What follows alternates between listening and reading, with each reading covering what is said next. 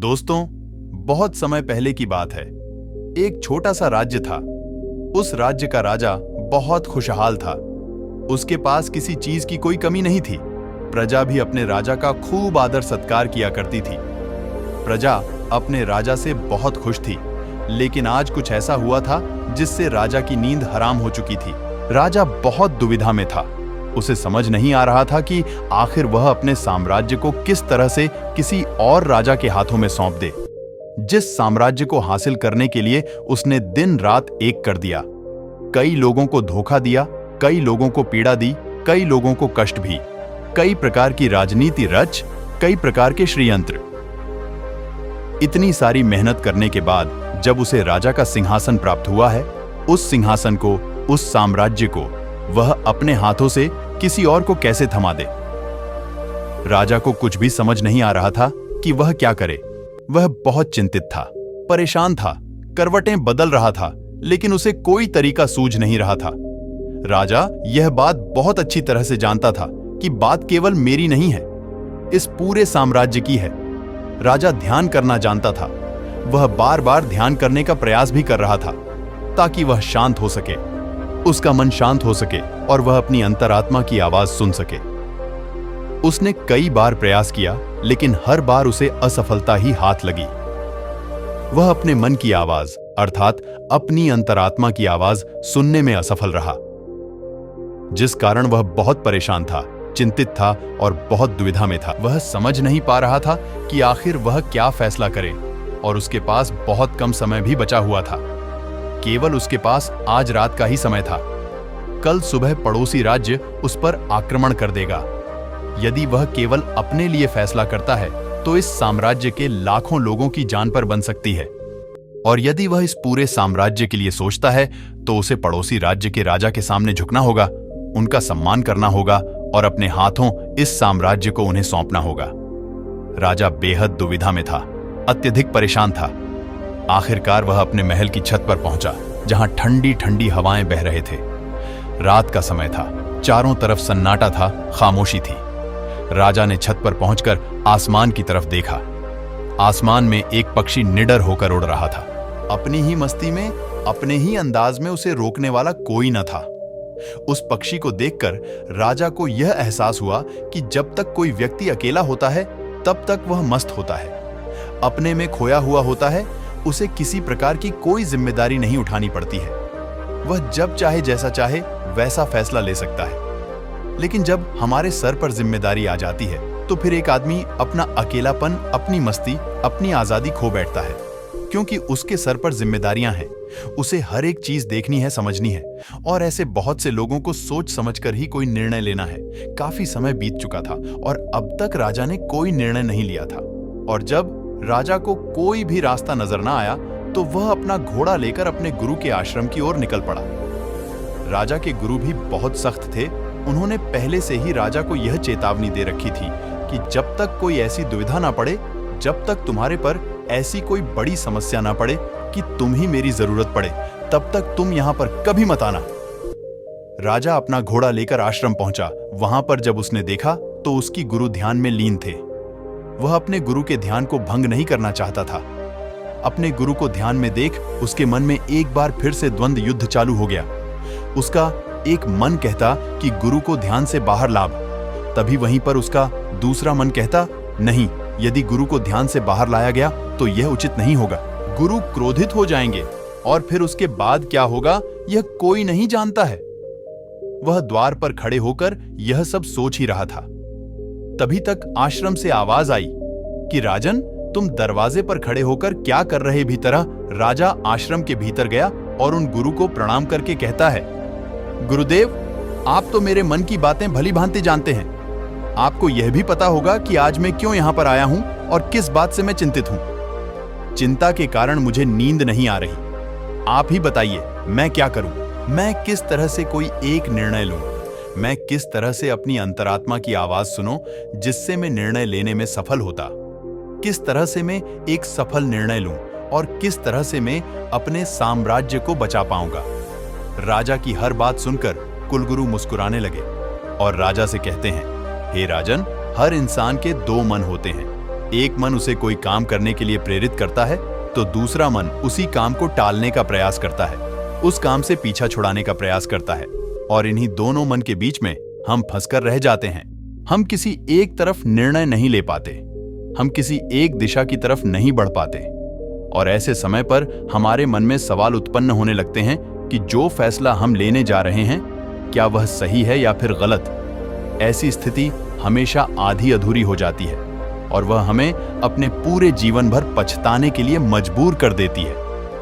तभी वह राजा कहता है कि गुरुवार, यह तो मैं भी जानता हूं और मैं भी इसी शंका में फंसा हुआ, मैं यहां से निकल नहीं पा रहा। मुझे यह नहीं समझ आ रहा कि मैं किस तरफ जाऊं, मैं कैसे सही निर्णय लूं, मैं कैसे अपनी अंतरात्मा की आवाज सुनूं, जिससे मैं एक सही निर्णय ले पाऊंगा। आप मुझे कृपा करके कोई मार्ग दिखाए, कोई सही तरीका बताएंगे जिससे मैं सफल और सही निर्णय ले पाए, जिससे मुझे जीवन भर पछतावा ना हो। तभी गुरु उस राजा की बात सुनकर एक बार फिर मुस्कुराने लगे और राजा से कहते हैं, राजन, जीवन में कोई भी फैसला गलत या सही नहीं होता। यह तो हमारे मन की संरचना है, यह तो हमारे मन का मायाजाल है। वास्तविकता तो यही है कि जो होना होता है वही होता है। हमारे और तुम्हारे करने से कुछ भी नहीं होने वाला, कुछ भी नहीं बदलेगा। लेकिन फिर भी हम अपने अहंकार में ये सोचने लगते हैं कि हम जैसा चाहते हैं हम वैसा ही करेंगे और जैसा हमें चाहिए बिल्कुल वैसा ही होगा। हम यही सोचते हैं कि हम अपने फैसले से दुनिया बदल सकते हैं और इसीलिए हम सही और गलत के चक्कर में फंसकर रह जाते हैं और हम कोई भी कदम आगे नहीं उठा पाते, कोई भी निर्णय नहीं ले पाते। लेकिन वास्तविकता तो यही है कि फैसला कभी भी गलत और सही नहीं होता है। मान लो कि आज तुमने गलत फैसला भी ले लिया तो भी तुम्हें भविष्य में आगे चलकर सही सीख ही देगा। और यदि तुम एक सही फैसला ले लिया तो वह तुम्हारे लिए कामयाबी बन जाएगी और वह तुम्हारे लिए आगे का रास्ता भी खोल देगा। देखा जाए तो वास्तविक तौर पर दोनों ही परिस्थितियों में तुम्हारा ही फायदा है, तुम्हारी ही उन्नति है। कम से कम ऐसे में तुम एक जगह पर ठहरे हुए तो नहीं है, तुम्हारा मन में शंका में फंसा हुआ तो नहीं है, तुम इस माया जाल से निकल चुके हैं। तभी वह राजा उन गुरु से कहता है, हे गुरुवर, आप कहना क्या चाहते हैं? आप कहीं यह तो नहीं कह रहे कि मैं बिना सोच विचार के कोई भी निर्णय ले लूं? क्या ऐसा करना मूर्खता का प्रमाण नहीं होगा? आज मेरे ऊपर लाखों लोगों की जिम्मेदारियां हैं और वे ऐसे ही कोई भी फैसला कैसे ले सकता है? तभी गुरु मुस्कुराते हुए राजा से कहते हैं, हे राजन, तुम मेरी बात समझ नहीं रहे हो। मैं तुमसे ऐसा नहीं कह रहा कि तुम सोच विचार कर निर्णय ना लो, बल्कि मैं तो यह कह रहा हूं कि अच्छी तरह से सोच विचार कर निर्णय लो और अच्छी तरह से सोचने के बाद, पूर्ण रूप से सोच विचार करने के बाद तुम अपने दोनों मन को एक जगह पर सहमत करवाओ। यदि तुम अपनी दोनों मन को एक निर्णय पर ला पाए, एक काम के लिए और एक ही दिशा में ला पाए, तो वही फैसला तो भारी अंतर आत्मा का फैसला होगा।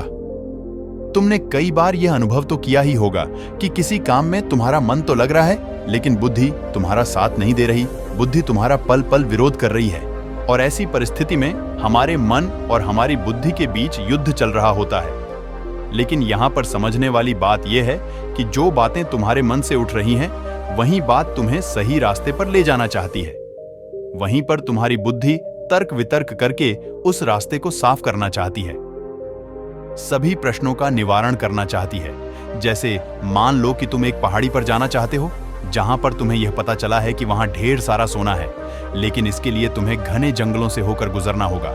तुम्हारा मन वहां जाने के लिए तैयार है, वह सोने को पाना चाहता है, लेकिन तुम्हारी बुद्धि तुमसे यह कह रही है जंगल बहुत घना है और बहुत खतरनाक भी है। वहां पर तरह तरह के विशाल जानवर रहते हैं, तरह तरह के जंगली जानवर रहते हैं और उसका रास्ता भी सुरक्षित नहीं है।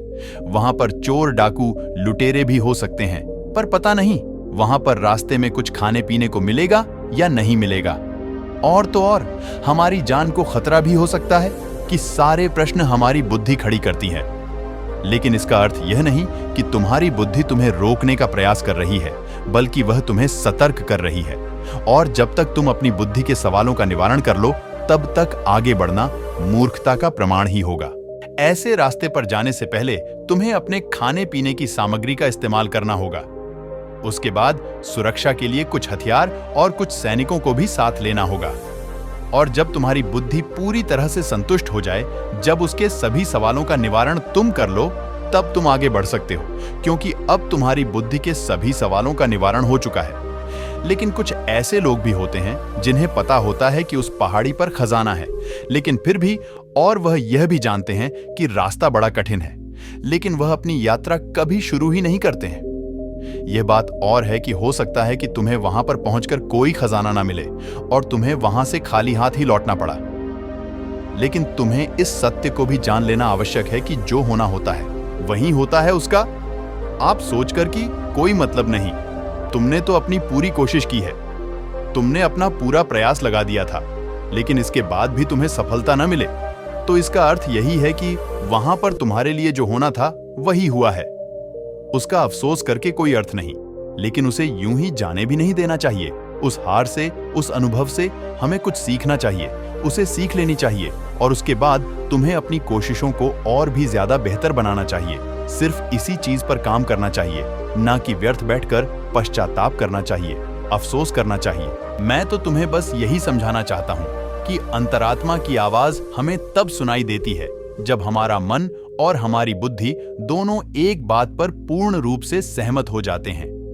तभी वह गुरुवर उस राजा को सावधान करते हुए कहते हैं कि राजा, मेरी एक बात और अपने दिमाग में अच्छी तरह से बैठा लिया। जब भी कोई हानि होती है तो वह अपने पीछे पश्चाताप और अफसोस जरूर छोड़कर जाती है। तुम्हें हमेशा अपनी हार पर ऐसा ही लगेगा, यदि मैंने कुछ ऐसा कर दिया होता तो शायद मैं सफल हो गया होता है। और यही पश्चाताप, यही अफसोस तुम्हें हर काम के पीछे नजर आएगा जिस काम में तुम असफल हुए हो। जब भी कोई व्यक्ति असफल होता है तो वह यही सोचता है कि यदि मैंने इस काम को उस तरीके से कर दिया होता है या फिर उसके कहे के अनुसार कर दिया होता तो शायद मैं आज यहां पर सफल हो चुका होता। लेकिन वास्तविकता तो यही है कि तुम्हें कभी भी इस बात का एहसास नहीं होने दें कि तुम्हारे साथ क्या तय किया गया है और तुम्हारे साथ क्या होने वाला है। हाँ, यह बात और है, कुछ सचेत और कुछ जागरूक लोग ही इस बात को जान पाते हैं कि उनके साथ आगे क्या होने वाला है। इसलिए वह कभी भी उस चीज के होने का पश्चाताप नहीं करते हैं, उसका अफसोस नहीं करते, क्योंकि उन्हें पूरा पता होता है कि आखिर क्या होने वाला है और वह अपनी पूरी कोशिश करते हैं। उसके बाद जो कुछ होना था वह तो होना ही है, उसमें पछतावा करके क्या लाभ। किंतु जिन लोगों को अपने फैसले पर यकीन नहीं होता वह हमेशा केवल सोचते ही रह जाते हैं। वह हमेशा अतीत के बंधन में बंधे रह जाते हैं, दुखी रहते हैं, रोते रहते हैं, लेकिन वह अपने जीवन में कुछ नहीं कर पाते।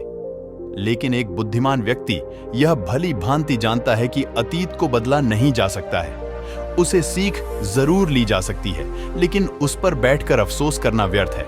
किंतु वर्तमान में हम सही निर्णय ले सकते हैं और भविष्य जो कि हमारे हाथों में है ही नहीं।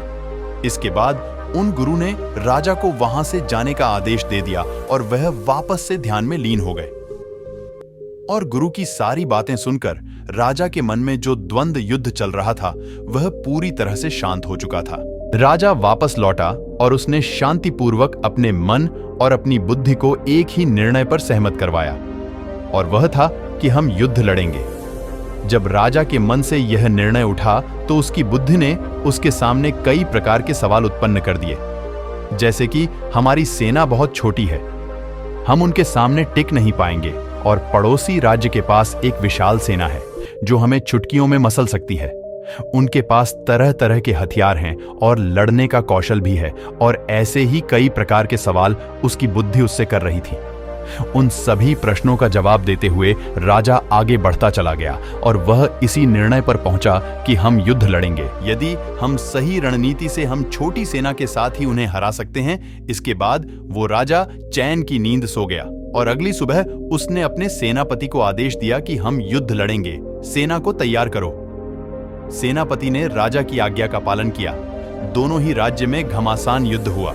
हालांकि इस राज्य की सेना बहुत छोटी थी, बहुत कम थी, लेकिन राजा की सही रणनीति के कारण, राजा की सही नीतियों के कारण आखिरकार राजा ने इस युद्ध को जीत ही लिया।